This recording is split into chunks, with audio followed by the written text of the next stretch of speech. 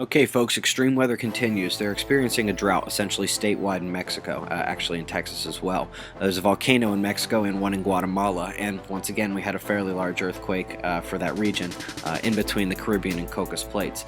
For the time being, it does appear that the volcano underneath the Canary Islands is subsiding. The European agency still has no idea where all this ambient radiation, iodine-131, is coming from. And this volcano that's under a watch in Greece, where all these harmonic tremors are occurring and have been for a while, is actually a supervolcano.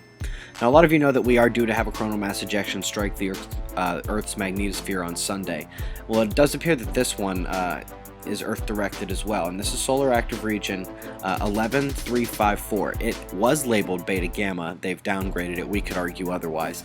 But here, when you look at the coronal mass ejection, you see it's a fairly large one that comes out of this region.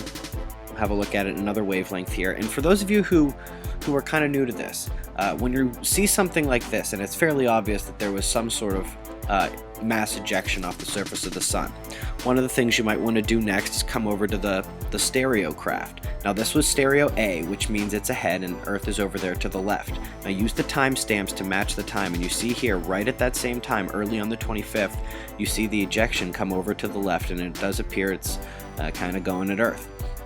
To be sure, you want to look at the SOHO. Now, there is this disk blocking out the sun. Now, when you can see the coronal mass ejection come out both sides, you can be sure that it's coming right at you behind the disk as well. So that's how you can tell that it's Earth-directed, and this one probably is. I would guess it would hit probably on sometime in between the 28th to the 30th, depending on how fast it's traveling.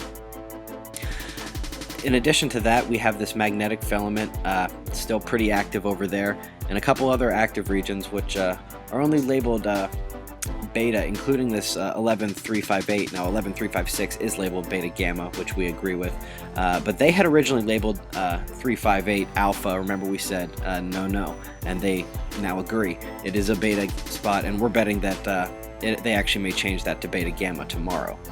We can see the sunspot number here is up to 139, 49 higher than NOAA and NASA predicted we would ever get this solar cycle, still a year and a half away.